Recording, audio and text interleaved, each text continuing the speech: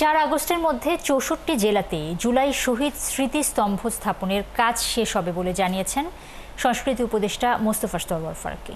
আর জুলাই আন্দোলনে অংশ নেওয়া নারীদের তালিকা তৈরি হচ্ছে বলে জানিয়েছেন সমাজ কল্যাণ উপদেষ্টা শারমিন মোর্শেদ।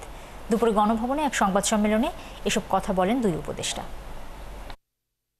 জুলাই এবং কেন জুলাই হলো, 16 বছরে আওয়ামী লীগের দুঃশাসন কী কী হয়েছিল তার দালিলিক প্রমাণ, অডিও ভিজুয়াল প্রমাণ, এবং আপনারা জানেন যে মডার্ন ডে মিউজিয়াম কিন্তু এখন এক্সপিরিয়েন্সিয়াল হয়ে উঠছে।